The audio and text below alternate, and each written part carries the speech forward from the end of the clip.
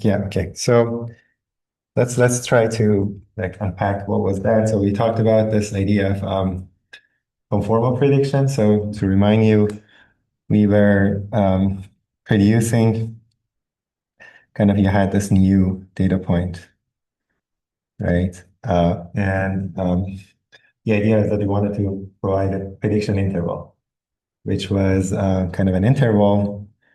In our case, in our setting, would be like something like mu hat x new is our predicted value for the value of y new. But if you want an interval, you would have like some sort of a like a factor like gamma here, and then some standard error of prediction, which was larger uh, of this mean prediction. So that was the interval. And so the probability that y new belongs to this interval was one minus alpha under our main assumptions. So this you can think of it as like our prediction interval, um, given x mu, for example.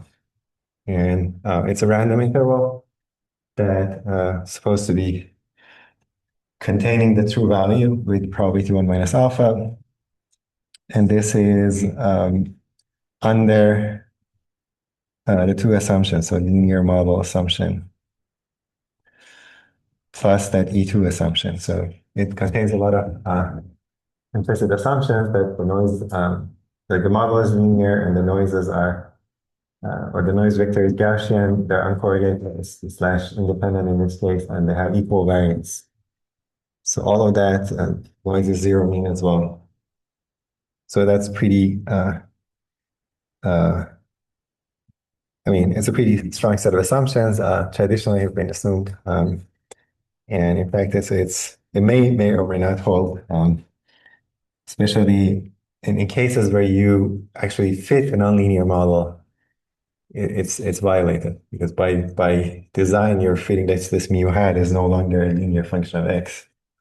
So I mean, still could apply if you have a linear model, so the coefficients are so if you remember the thing has to be linear in beta, but it may not even be linear in the parameters. So I shouldn't say non-linear in x, so it's like linear in beta. So if that is violated, that if you fit a neural network, that is definitely violated.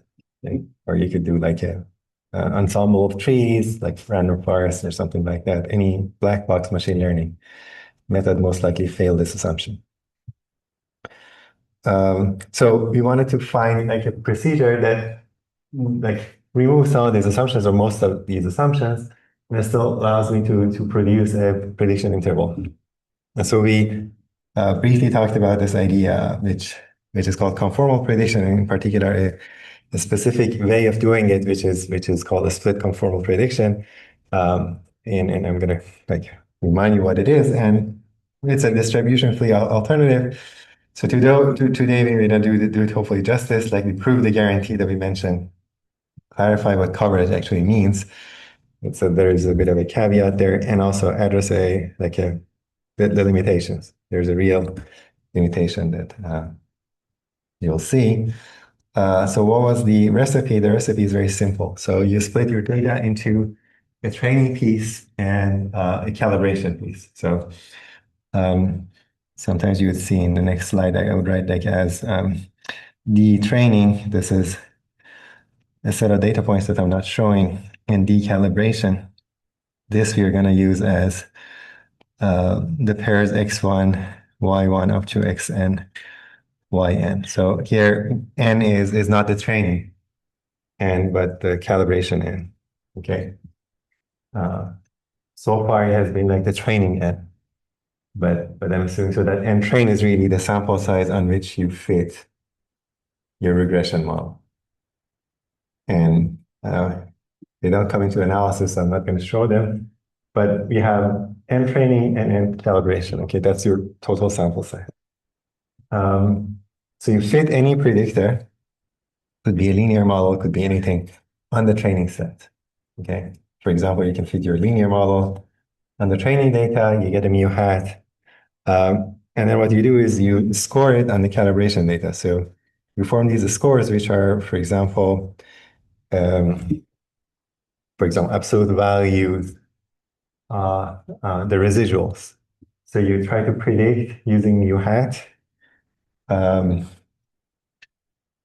each one of your calibration points, so x1 up to xn, and you have the yi's. So these are not used in the training. Okay, these are new data points as far as mu hat is concerned.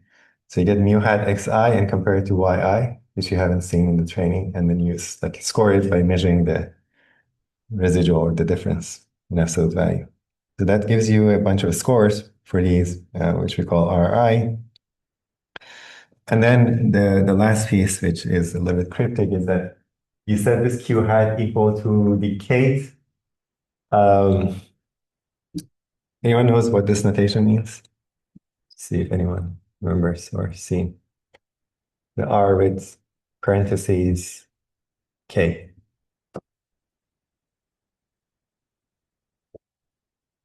Yes. No, it's not the momentary function. It's something simpler. Yes. The kth index of like the one function. So there's y Yeah, that would be RK. So this is different from this. There's like, I'm putting parentheses around the index. Has anyone seen that notation? Yes. Okay, good. So this is like a kth order statistic. So that's the kind of notation that we're doing. So you would do, let me show you in this next slide. So we form the kth order statistic, where k is that quantity, n plus 1 times 1 minus alpha ceiling. So you take the largest integer, sorry, the smallest integer that's larger than this, and that would be, it's equivalent to like something like 1 minus alpha quanta of the sample. And then I'm going to talk about what this is. And then you just create your prediction interval as mu hat x nu plus minus q hat. Okay, that would be your interval. Right? So the length is constant, symmetric around that. And so the guarantee is that if your calibration data and the new data, or the pair that you observe, new data, they form an exchangeable sequence, they're exchangeable, then the probability that y nu belongs to this interval is at least 1 minus alpha. Okay, so you have at least 1 minus alpha coverage. An exchangeable here means, if you look at it as a joint vector, if I reorder any pair, so you have x1, sorry. Let me maybe add it here. So you have x2, y2, and then blah, blah, blah. So if I, for example, switch the order of this x1, y1, and x2, y2, so this sequence has the same distribution, like x1, y1, and the rest. So I switch the order of the first two, or any pair, or any number of them. So you permute it in any order. The resulting vector has the same distribution. I may assign some work problems to try to figure out, for example, what happens if you have an exchangeable multivariate normal. That might give you an idea. Yes. Is there a case where multivariate normal is not exchanging, or is it just always exchanging? That's a good exercise. So yeah, you should think about it. In what cases you have a multivariate normal? Under what condition, when I permute, any permutation of the coordinates has to produce the same normal distribution? Is it always true or not? Like, when is it true? So far, so good. Like, it's like, except this notation, which I'm going to get into. Is this kind of clear? Procedure is very simple, okay? Very general. And the only assumption is this exchangeability. So what is that notation that orders statistic notation? Suppose you have this kind of calibration scores. Okay, so these are the scores that we got. How do I calculate that? So let's say anyone remembers what the quantiles are, sample quantiles? If I want to find the quantiles of this, how would I?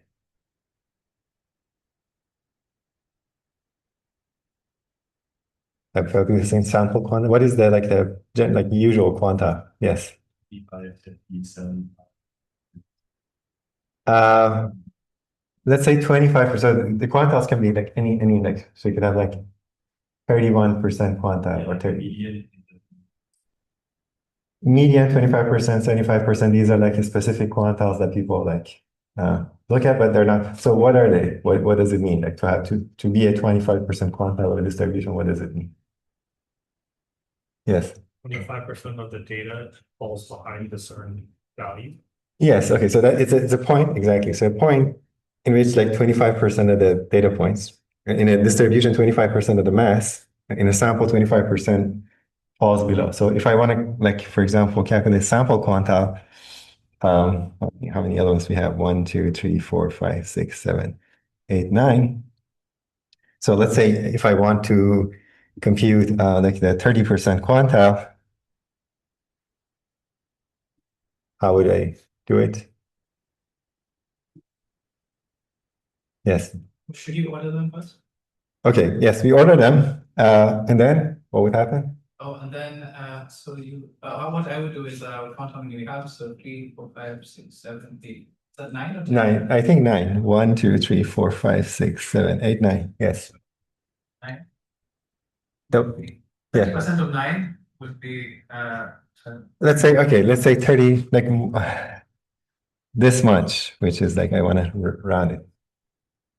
33.888. so the first 3, if you order from left to right, the first 3 will be the 30, Right. So you order them and you get the third from left, whichever left. Like yeah. So the smallest tree, the one from the bottom, and you declare that as the quantile. Anything actually between that and the fourth guy would do because 1/3 of the data points are. So that's basically roughly the idea. So if this alpha was, let's say, 2/3, this would be 1/3 quantile. The Q hat would be that quantity. Another way of saying it is in terms of this kind of order statistics. So they're like sample quantiles and order statistics are very much in one-to-one correspondence. So I'm going to order the data, sort them from smallest to largest, assuming that this is correct, right? So you'd order them. So this R subscript in parentheses 1 would be the smallest. So this is basically R1, R2, R3, R9. Okay, so the RK, let's call it the K order statistic, the K smallest. Okay, and if I look at the K the smallest, really, I'm looking at the K over N, this quantile of the sample. Okay, roughly. Or that could work as a K over N quantile. So when you look at, let's see if I have the example here. So if you have N9, let's say alpha is equal to 2. Okay, 9 was designed to be like N plus 1 would be 10. Now this would be 10. This would be 0.8. So happens to be the whole number. So I get 8. So I'm going to look at the 8 from the bottom. So I get this guy. This is R8. Okay. In other words, it's like the 80% quanta of the sample. So that would be my Q hat. And so what I'm going to do in the split conformal, I'm going to use this 3.7 as the half bit. Very simple. Like you can do it even by hand. So once you calculate the residuals, you do this. So it's good to remember this notation. So this is like, I'm going to have R1.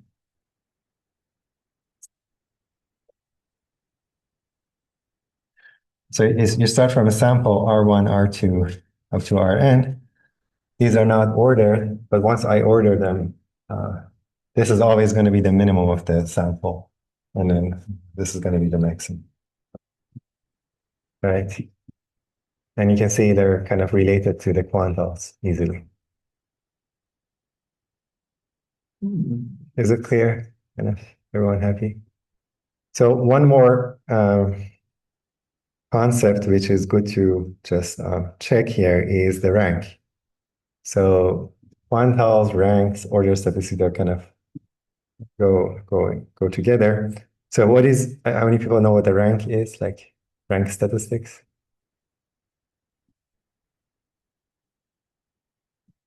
I think Can- I wanted to know 100B, but I don't remember. It's like the, okay, it's the complement of the order statistics. So if I give you the order statistics, you lose some information from your sample, okay? Because let's say this sample, if I reorder the first two, and the rest is the same, the top one has the same order statistics. So you lose the ordering of the data. The ranks are the missing piece. So if you have the order statistics and the rank, you can reconstruct back your data. The rank says like where in the sequence of order statistics this appears. So like this guy, for example, appears here, right? Okay. So the rank of the R1, let's say rank of, if this is R1, the rank of R1 is 5. Okay. Does that make sense? So it tells you in like where in the order statistics, which one of them is like the fifth smallest. Or like the first one, the rank would be 5, it's the fifth smallest, and then so on. So 0.7 would be, where's 0.7? So the rank of this would be 2. Rank of R2 would be, happens to be 2. Right? Doesn't have to be. Does it make sense? So if I give you the ranks and order statistics, you can reconstruct like the data. And if I just give you the order statistics or the ranks, you lose some information. Some the statistics are based on ranks, so they kind of are more robust, but you lose information. So far, so good. So the procedure is very simple. Also reminded you about some of the concepts like order statistics, sample quantiles, and ranks. So let's see why this works. So we're going to condition on the training data. If you condition on the training data, then mu hat is deterministic. And then if you look at these scores, there are functions of, it's like the same function of each pair. Okay, so it's like if you give me x and y, I'm going to map them to this deterministic function. So this applies to every pair of your calibration point. And so you can easily argue that the sequence of R1s would be, like, sorry, R1 up to Rn would be exchangeable. As well as because we're assuming that the calibration points, so these guys, together with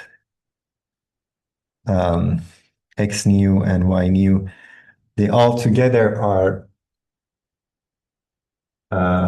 exchangeable, then the residuals, or the scores, let's call them the scores that are derived from them together would be exchangeable.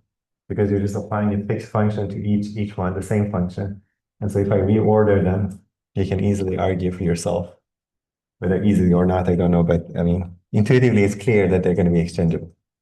Okay, because they're derived from the pieces that are exchangeable. Okay, so the joint distribution of these guys will be exchangeable, conditioned on the training. So the only randomness is in the calibration together with the new test point. Okay, this is the first fact that you have to kind of convince yourself of. Does that kind of make sense? Just think about it. It's not difficult. The second fact is a very general fact. So if I have Z1 up to Zm, random variables, they're exchangeable and almost surely distinct.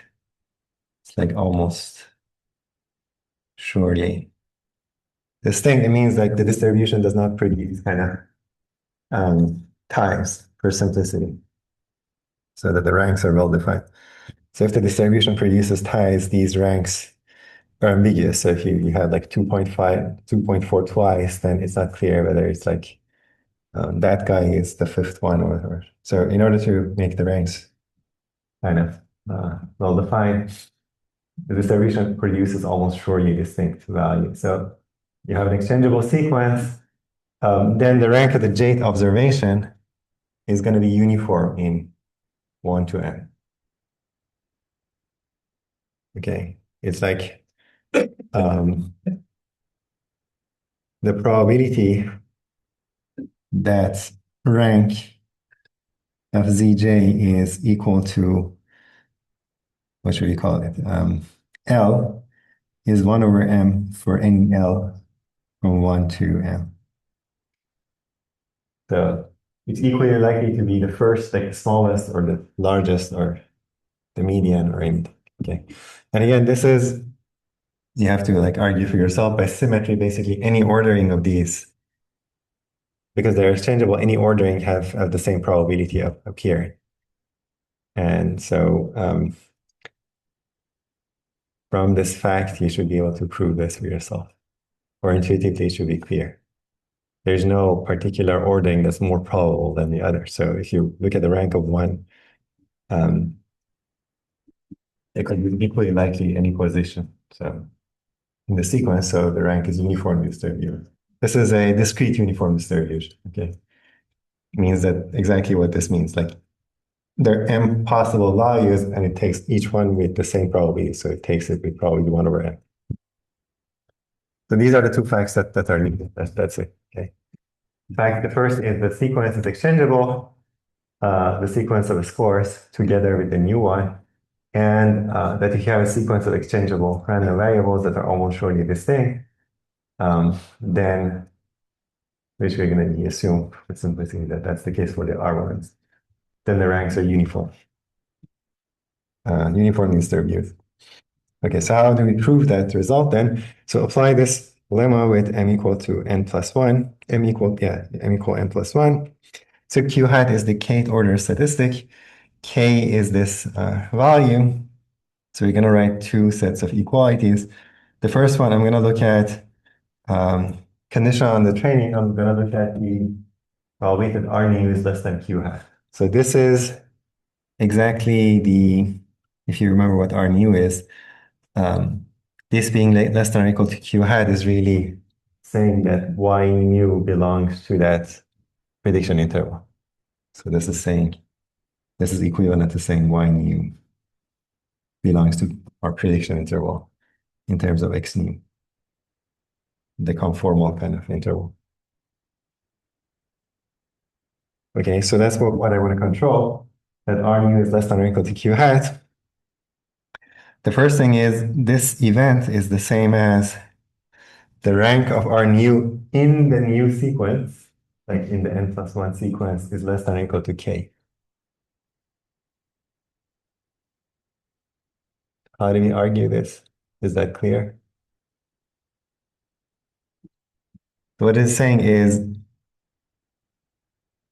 so remember these R's that we created, these are from the calibration point. So these are the order statistics of this part only. This rank is within the n plus 1 sequence. So what it's saying is, I had this and then RK and then RK plus 1. All the way goes to n plus 1 here. Sorry, not Rn plus 1. This is going to be Rn, let's say. I'm going to work with the calibration data only. So this is saying if R nu is less than or equal to this guy, this is the basically Q hat. If and only if the rank of R nu in the sequence is less than or equal to K. Is this clear?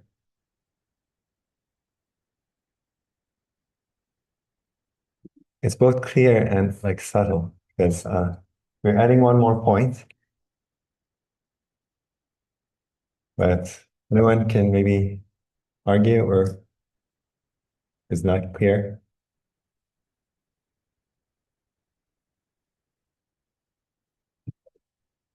What I'm trying to say is, so suppose R new is somewhere below this, right? So if R new is anywhere below the kth, the kth, like with RK, then its rank in the new sequence would be less than or equal to K. And vice versa, if on the other hand, if it's above this, let's say, if it happens to be above this guy, let's say R new is somewhere above this, then its rank would be bigger than, like at least would be K plus one, because you know that K of the calibration are below it. Maybe it's easier to understand it that way. So if R new is bigger, if R new is bigger than RK, this is equivalent to saying that the rank of R new, let's say among n plus one points, is bigger than or bigger than or equal to K plus one. Because we know that R1 up to RK would be below it, so at least those would occupy the first K ranks in the new data, like in the n plus one data. Uh, so because we know that the R new, the rank, sorry, the R new is less than or equal to, because this is like counterpositive. If this is equivalent to that, so if this doesn't hold, then this doesn't hold. Like you just complement it. Okay. Does that make sense? You just have to worry a little bit about at the end what happens because they're n plus one. So this, like because we're like we have n plus one times one minus alpha, k could happen to be exactly n. If alpha is very small,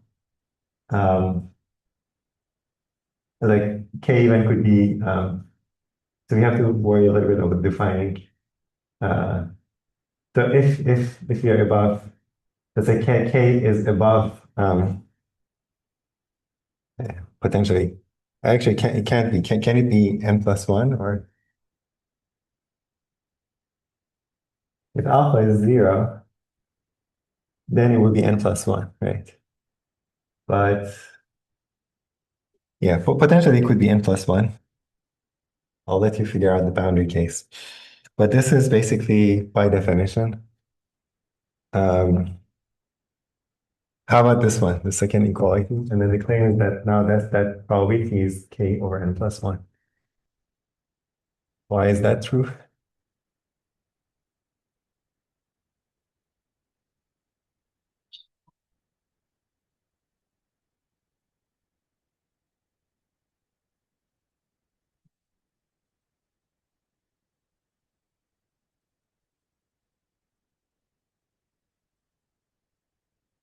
So the rank of R nu would be uniform by the assumption. So this rank is in the among the n plus one scores, R1 up to Rn and R nu. So it's going to be uniform in 1 to up to n plus 1. The claim is that I can use that to argue that the probability that the rank is less than or equal to k is k divided by n plus 1. Why is that? Yes. Just because like m over n plus one is the CDF for the finite uniform. Right. Not m like the counting, less than or equal to k over n plus one is the CDF. Okay, so the CDF of this, you're saying the probability that, let's say, the rank of ZJ is less than or equal to what? What was the number? Like the Let's go k. K. And this would be k over m. Okay, K over M. Okay. True, but this is like repeating that. Yeah, so if you, from that, you get the CDF is K over M, and here is N plus 1. Why is that true? Just maybe a little bit more. Because m is n plus one. No, that is certainly true, but why is this true?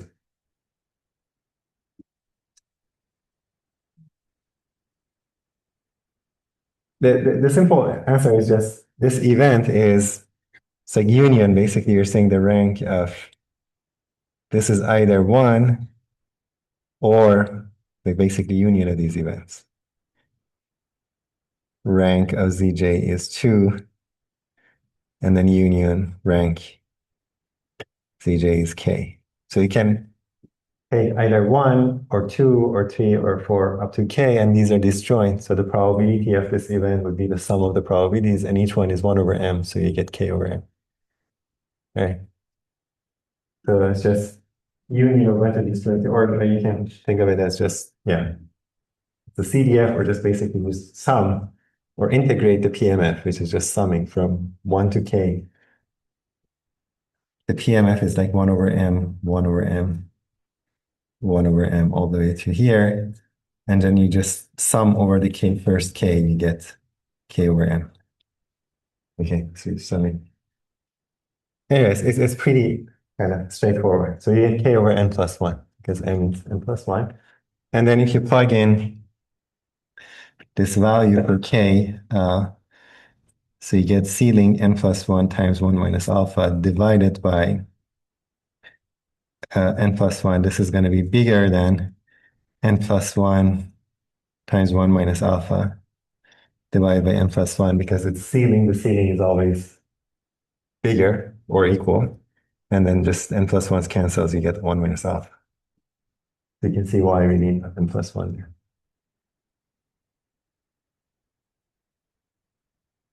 Okay, sounds good. So very simple argument. It's like tricky. The first half is a little bit tricky because you're placing R nu among the n previous scores, but if you just think about it, it's like really not really that difficult. Just argue that for yourself, and then the rank is kind of uniform. Once you have exchangeability. So this part uses exchangeability. This is just basic definition. Oh, sorry. Yes. And this part is just by definition. So like this is by definition, this is by the way that we set it up. The only thing that we used here, really, this part is the exchange. Sounds good? And this is also tight because, let me mention this as well. So this k over n plus 1, we can also lower, like upper bound it. So it's bigger than 1 minus alpha, but it's also less than the ceiling here would be, I can if I subtract, I get something which is, sorry, if I add 1, let me add 1. Right, is that correct? So n plus 1 times 1 minus alpha plus 1, this is bigger than k. So if I divide by this, then I get, this would be 1 minus alpha plus 1 over n plus 1. Okay. So it's at most 1 minus alpha plus 1 divided by n plus 1, and at least 1 minus alpha. So it's very close to 1 minus alpha. Okay, it's the error of coverage would go down like 1 over n plus 1. It's not exactly 1 over 1 minus alpha, but it's very close. Good. Now you know conformal prediction. Okay. There's nothing more to it. There's a little bit more, but this is the key idea. And so this statement holds conditional the training. So for every realized training, this holds. And you can marginalize over the training. So you can basically take expectation over the training data. This is a random quantity because it depends on the training. If I fix the training, it's going to be fixed. But if I take the expectation, I can take the expectation of both sides. The other side doesn't depend. It's not random. So once I take the expectation, that conditioning goes away. If you haven't seen it, it's like a property called the Tower property of conditional expectation. This marginalizing out is taking the expectation, so this is like Tower property. If I take the expectation of both sides, I get that probability that R nu is bigger than 1 minus alpha holds as well.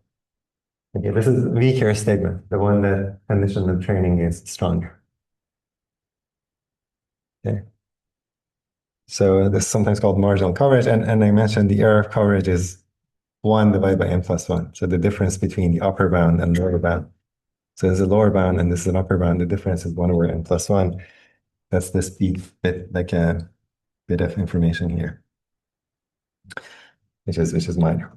Okay, so to summarize, so we have, let's say you have three notions of coverage here. There's the marginal coverage, and then there's the training conditional coverage. This one we proved. This one easily follows, and it's actually weaker.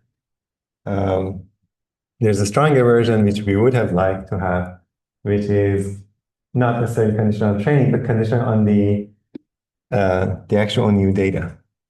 So the particular data that we observe, we want to predict the particular y for y for this particular x. This is not possible in general to get, and there are sort of negative results. So impossible to do distribution free without reducing wide, or this should be trivially wide intervals. So you can always produce an interval that has like coverage by including everything. And so these type of results say that you have to do it. I mean, if you're distribution free, it's somewhere it does happen. So you can't do it. So that's one caveat, that you don't get this type of conditional. There's another caveat, which is, as you can see, the length or the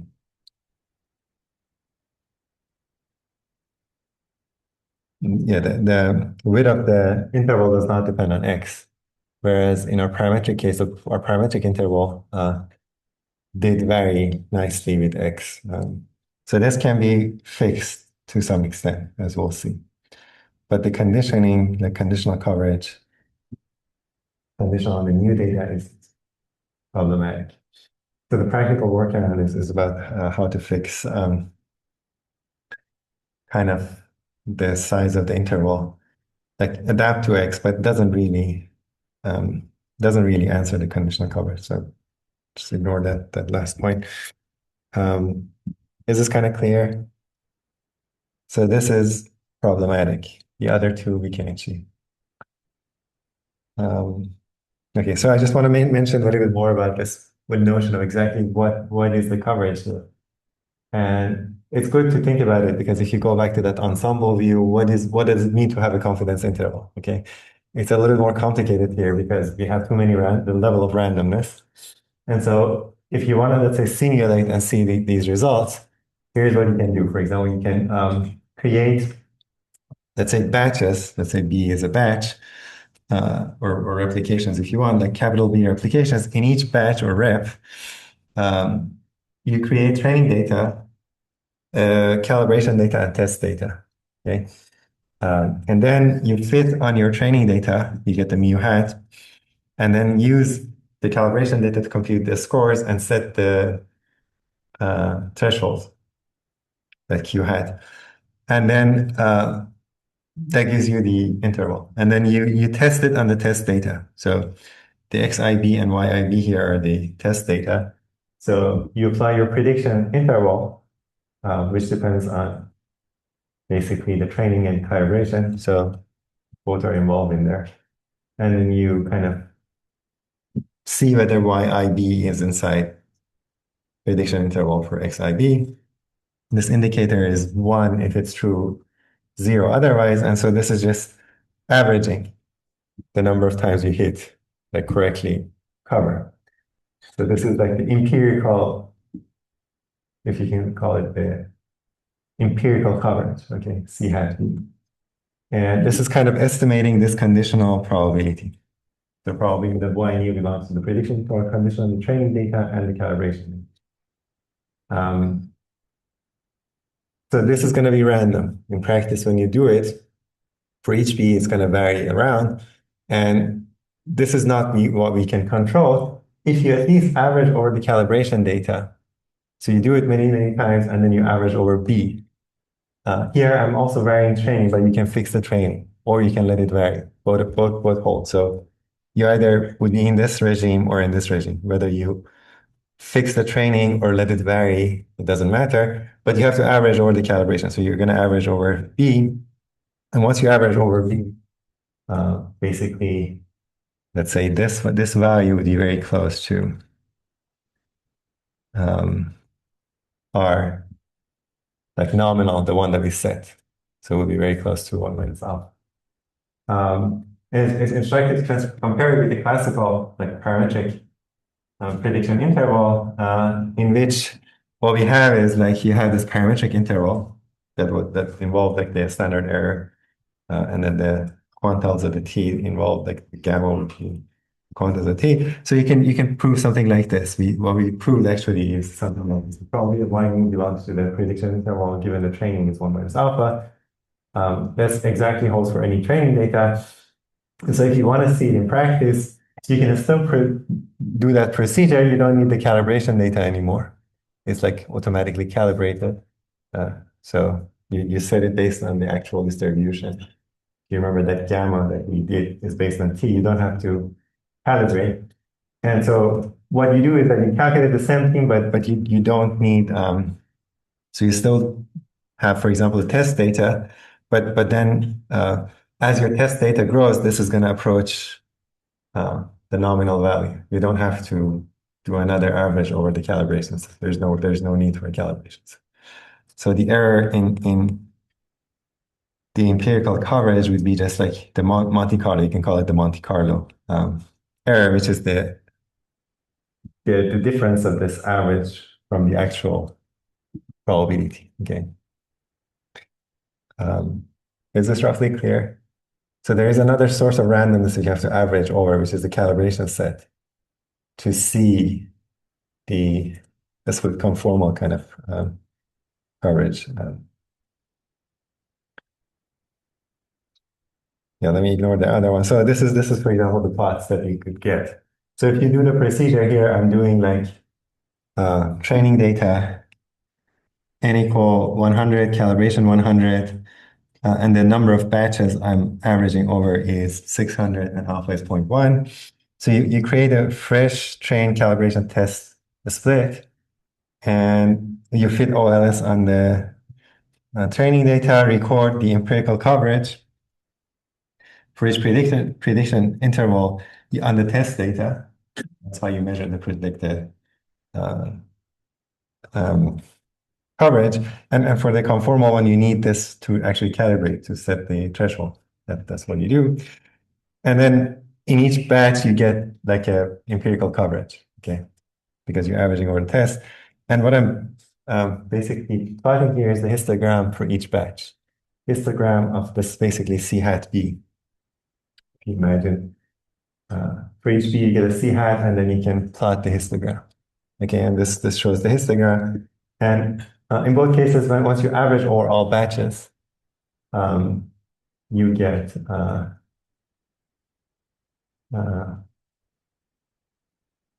something which is close to the nominal coverage.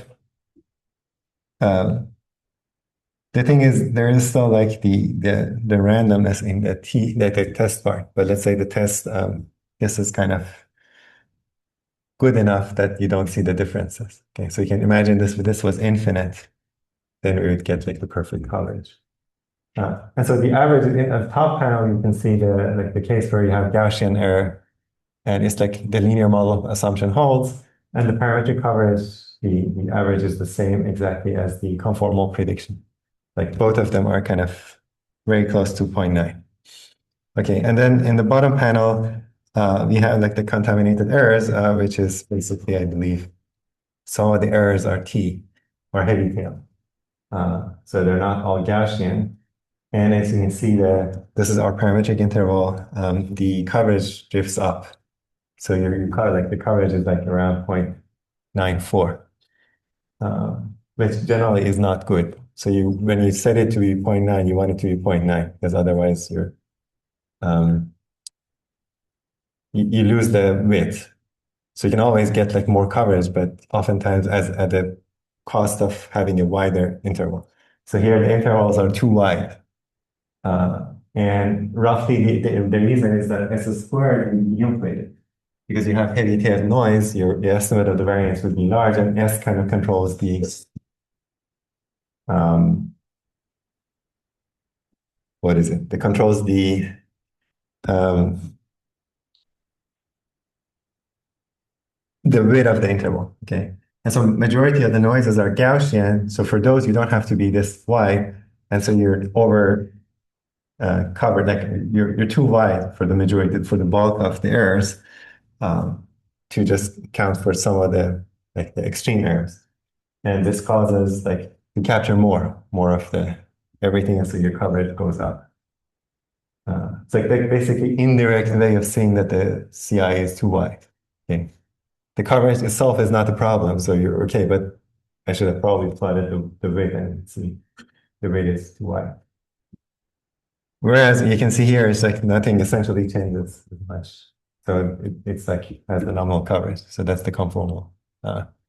This one doesn't care whether you have contamination or not. It's pretty robust. Sounds good? Does this kind of make sense? Maybe I'll pause a little bit, see if you guys can.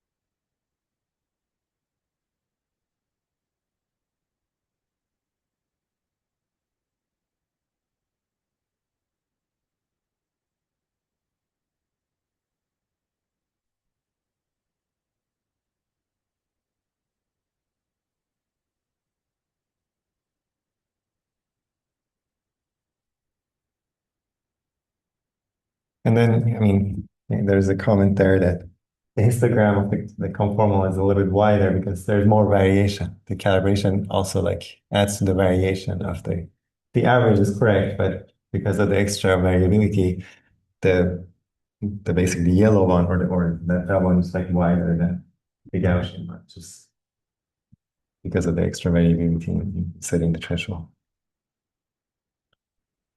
Questions?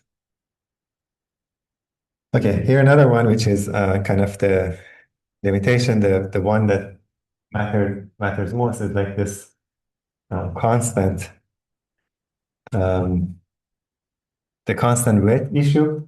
So here I have, so the half width Q hat is constant, does not depend on X nu.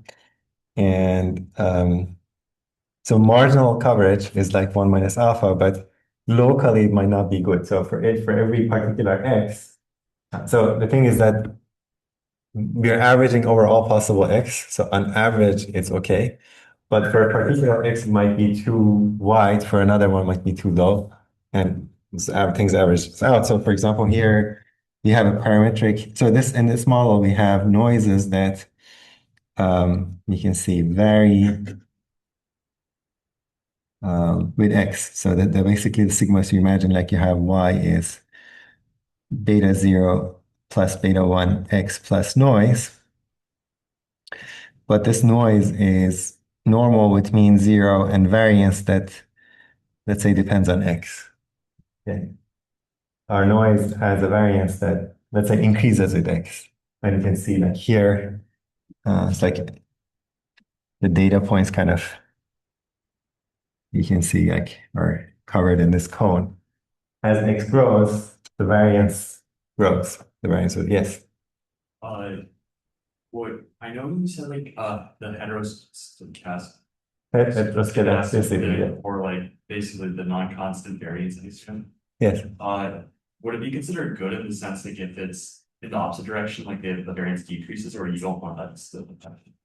So as the X increases. Whether you want it or not, it's like a secondary. It's like this could be a situation that happens. It doesn't matter whether it's like increases, decreases, or as long as it's variable, what we did is not going to hold in general. Okay. The conformal one holds on average. So this is still like the conformal prediction interval would cover on average.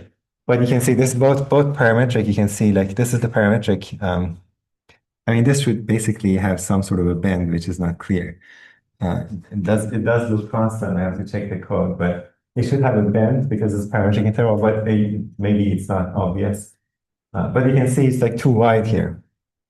And maybe like a little bit narrow out there. So in order to account for this, it has become too wide where it doesn't have to be. Same goes with conformal prediction. It's a little bit narrower, it seems. but it's still like too wide here. Okay, but this correctly covers an average. So if you just average out over all possible like the x's, then the coverage would be on average 0.9, but covers too well here, maybe not too good here, but things average out. This is like a simple remedy. Still, you can do it. It's like normalized conformal, and you can see that like the has perfect kind of uh, like width to cover just enough. So how do we achieve something like this? It's very simple. I mean, not very simple, but you can modify. The idea is like to just modify the scores. The rest of the procedure is the same. So what I'm going to do, let's say if I know that the errors are increasing, or like I know they're linearly varying, I can try to, instead I can estimate have an estimate of the variance or an estimate of the standard deviation. Here, what I'm going to do is like regress. These are the calibration errors. So I can train mu hat. The training data, that part is unchanged. And then you look at the scores, yi minus mu hat xi is the absolute value, and you try to regress them on xi. Okay, this gives you like a potential function. So here, for example, I'm fitting a linear model would be like gamma hat 0 plus gamma hat 1x. So this you can get by fitting xi to treat them as like regression responses. Yi tilde, saying this is xi, and then this is your regression function, mu hat. It's not mu hat, but it's like really it's variance, but it behaves like mu hat in regression.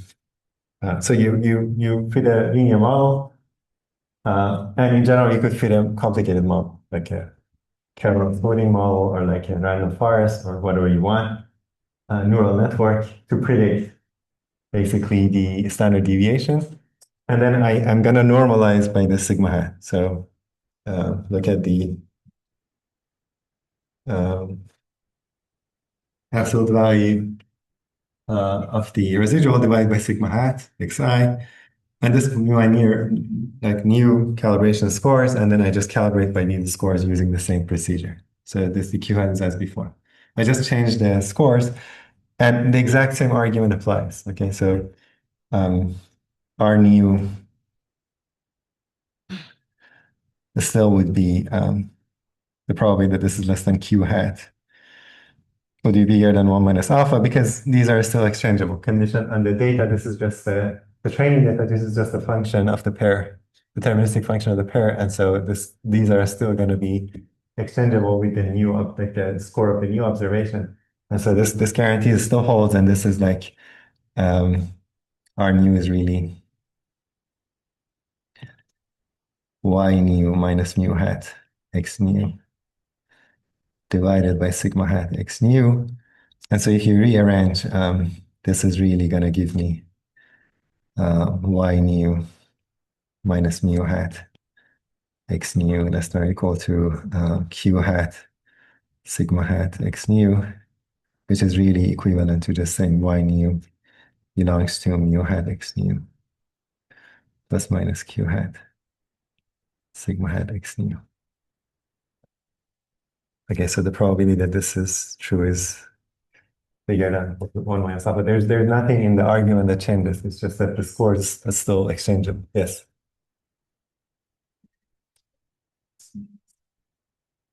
Supposed to indicate that like we're adding this is like local spread estimator. Are you saying that if we're just adding the x new we'll be fitting the entire thing three times the variance? But Can you say it louder a little bit? So yeah, you sorry. Is the fact that the variance is now a function of the x new, are we just re-adding x new into the original data, or are we? No. This part is so all of this as in the training. X new is not up to this point. Everything is on the training. Actually, up to this, yeah, up to this point, everything is on the training. So I fit new hat on the training data, and then I get these residuals. So you have like, let's say these are the training data. I get the residuals, And then I collect them and I fit a new regression model just to the residuals with the excess to predict their variance, or like the standard deviation. Okay, so far, and then what is the rest of the question? Is that? I guess it's just like the notation, it looks like it's, like X is a parameter. It is, X new is always our new data point. Are you talking about X new? Oh, you mean this notation? I'm evaluating sigma hat at X new. It's a function. Sigma hat is a function I'm evaluating at X new. Okay, so if you imagine, I want to be a little bit more precise. So you have this function of X, let's say f of X, which is y, sorry, f of xy, which is y minus mu hat x divided by sigma hat x. So give me x and y. I'm going to plug in, I calculate this, okay. I'm going to apply this function to all my calibration data as well as the new data. Okay, you get f of x new and y new. So this would give me R1, this would give me Rn, and this would give me R new. It's the same function applied. So if you apply it, you just basically plug in x1 and then y1, and you just get that. Right? And because this function is kind of deterministic condition on the training, so mu hat and sigma hat are, so this is deterministic, the condition on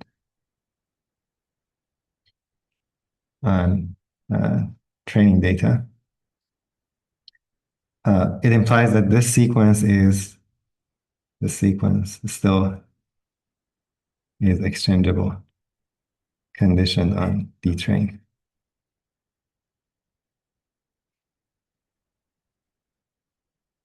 Okay, we're just applying a fixed function to every pair, and so the result is still exchangeable. And everything else goes true. And once you unpack what this means is just equivalent to this interval. Okay, it's very flexible, so you can use any estimator of the standard deviation, any estimator of the mean. The quality would be dependent on the quality, but the guarantee of coverage does not. Okay, how well, like how wide your estimator is, like as you can see, these both cover by conformal by the same argument. They both cover, but the other one is more preferable. Okay, the argument doesn't change. Like it doesn't tell you how good of an interval you have. It just guarantees that the coverage is very close to 1 minus alpha on average. All the caveat. Okay. So you should now have a very good understanding of like the strengths and advantage. Like this talks about the proof. About like the basically strengths and potential caveats or like complexities in interpreting the conformal prediction. But it's a very general recipe, and maybe I'll try to post some homework problems to try to work out some examples for yourself to see how things turn out. And then there are other approaches like this. This is like an active area of research. Conformalized quantile regression is another approach that tries to control like they give you adaptive width by fitting quantile regression. Quantile regression is like we are doing mean. Maybe we are trying to predict the mean. In quantile regression, try to predict the quantiles basically.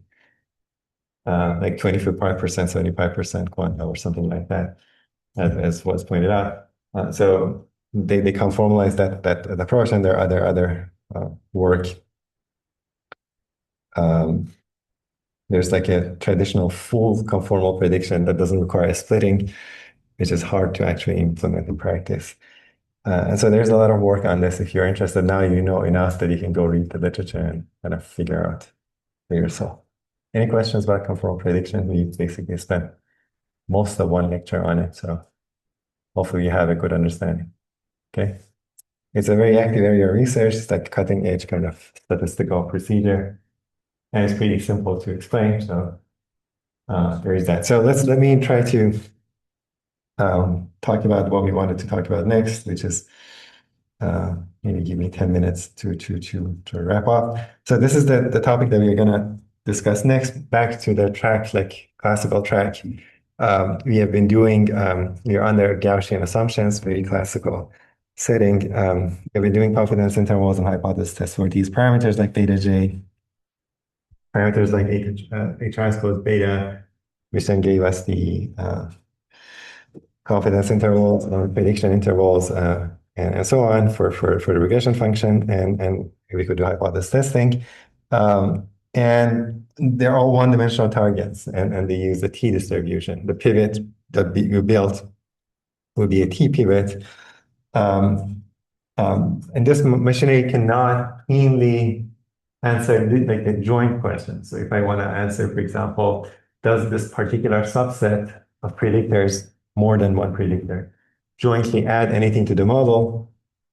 Let's say beta 1 and beta 2 and beta 3, if I just set them all equal to 0, it doesn't matter. If I set them together to 0. Or if the regression is at all like significant, does it matter that we fit a linear model or just predict by a constant would be good enough. Basically set all the betas equal to 0. All the like the covariate betas, like beta 1 up to beta p. And then there's a little bit more geometry to this, which is basically if I have two nested regression model, can I compare them? One is better than the other, and we'll see what nested means. So basically, this is a more general comparison of models. Two regression models, we want to compare. One is a subset of the other in a sense. And then, for example, an example of a case is like, I want to test whether beta 1 is equal to beta 2 and beta 3 is equal to 3. So if I had one of them only, if I had just beta 1 equal beta 2, I could use the A transpose times beta. So this can realize beta 1 minus beta 2 equals 0. I can do that hypothesis test using that T kind of pivot. Or if I had the other one only, I could do it. But if I don't have them together, we don't have a good way of doing this so far. Okay, simultaneously enforcing two constraints. I can apply two t-tests separately and then try to combine them. There are various approaches you have probably seen by, like they call it, like multiple testing corrections or multiple comparison corrections. You like maybe divide, let's say, alpha by 2 and test at a like a lower significance level to make sure that the joint is tested at alpha, but they're kind of weaker substitute for what we're gonna. We can do a better test that doesn't lose power. You don't have to reduce your alpha artificially to account for that. And so that's what we want to build. And the typical way in your book that these questions are written is a hypothesis test and null hypothesis test that's written like this. So A times beta is equal to 0, where A is a Q by P plus 1 matrix. Okay, so this produces basically K, it's a Q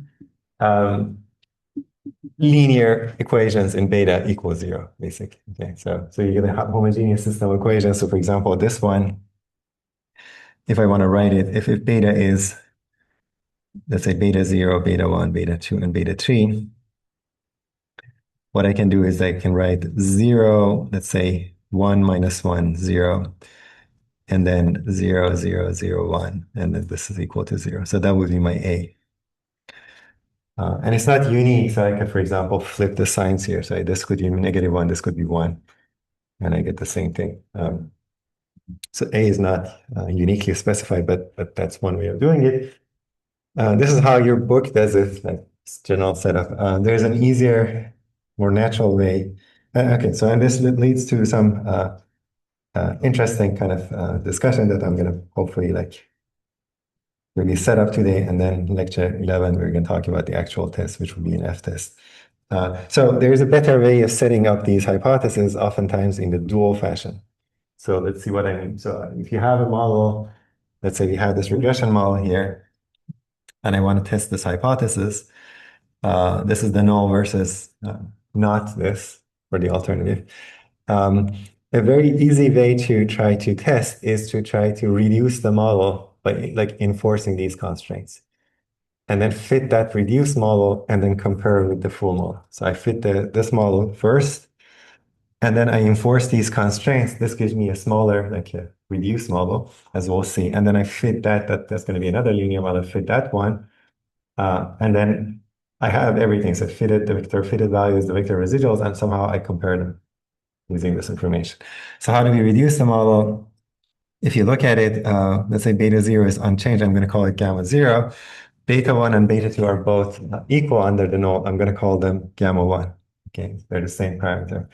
And beta 3 is 0. So if I call this gamma 1 here, these two would be like gamma 1 times x1 plus x2 if I plug in, and this would be 0. So I get a new regression model, which is gamma 0 plus gamma 1 times x1 plus x2 plus epsilon. Okay, that's my new model. And in particular, this has a new design matrix. So you can see if the original design was 1, x1, x2, x3, this has a new design matrix. So this was like y is equal to x beta plus epsilon. Now I have y is equal to x tilde gamma plus epsilon, where x tilde would be just the vector of all ones, and then another column, which is x1 plus x2. So this is has only two columns, two parameters, and a simple linear regression. And the new design is that I can fit both models, and then I can compare them. Okay, and then fitting is effectively, if you recall, fitting is equivalent to projecting. So if I fit the full model projecting onto the image of X, if I fit the reduced model I'm projecting onto the image of X tilde, and there is an interesting, nice geometry here. Because you can argue that the image of X tilde is actually inside the image of X, if you think about it. Because every linear combination of the columns of X tilde would be a linear combination of the columns of X, because they already are linear combinations of the columns of X. So anything that's in the image of X tilde is in the image of X, so it's like a subspace. So in this sense, it's like a nested model, okay? It's a subspace, and so you project onto the bigger space and then onto the smaller space, and then you compare them, and there's a very nice geometric picture that we can leverage. So anything that we learned so far applies to this transform smaller model, in particular the geometry, at least the squares, and a little bit more that we'll see. So the plan is this. So testing H1 amounts to comparing the full model fit to the reduced model fit. So you kind of measure how well the two fit compared to each other, and then that would give you a very nice fit. Give me maybe 1 more minutes or 1.5. So your textbook basically does, let's say, the above. So you have an A, so you express the kind of null hypothesis in the kernel kind of fashion. So A beta equal to 0 is like saying beta is in the kernel of A. There's a dual version. You can say beta is basically in the image of something. This is saying beta belongs to the image of V. And this is exactly implicitly what we did. Implicitly, you can write B as like beta as gamma nu, like so gamma V times gamma, and then you plug into the original model, you get a new design, which is XV. So if you go back, see exactly what we did, V would be something like that, X something like this. I'll let you figure it out. And then X tilde would be this. You don't even need to figure out what V is. You just oftentimes just plug in, like redefine your parameter, reparameterize in terms of gamma, and then you get your reduced model. So the main idea is to try to compare the full model and the reduced model. This is the final slide. Let me just briefly we'll go over them. So there are many hypotheses that you can test like this. For example, a single hypothesis, A would be just one row vector. In this case, the reduced design would be just X with one of the columns deleted. That's the dual version. So if you set all the betas equal to 0 except let's say the intercept, that would be like the first column is oh sorry, this is yeah, this may not be quite correct. Yeah, okay, this may be correct. Yeah, so 0, the first column is 0 because you don't zero out the intercept. So this would be identity. This is equivalent to just removing all the columns except the columns of the intercept. This one that you set, like sum of the betas equal to 0, you just drop those columns. This one, as we have seen, like a little more complicated. So you might drop one of the columns and then add up two more columns, or basically you get linear combination of some columns. That's the more general approach. So the main point is these two models, the full model, your book uses L of X, I use image of X. So you have this image of X that you project onto to fit the regression. And then there is the reduced model, which you can write it like this, basically the space onto which you project, or just the image of X tilde. And this happens to have like P plus 1 minus Q, maybe you can argue later, because the rank of A is Q. This is gonna, you lose Q dimensions. Here you can see you lose 2 dimensions. So it used to be like 4-dimensional, now it's 2-dimensional. The image is 2-dimensional. And so this nested behavior is always true. And then the idea is that you solve both models by projecting. So you get mu hat by projecting y onto the image of X, and then mu hat A by projecting y onto the smaller space, and then you compare them. And next time we're going to figure out why comparing these two fitted vectors is good. It's a good test. Sounds good. Okay, thank you guys. Sorry.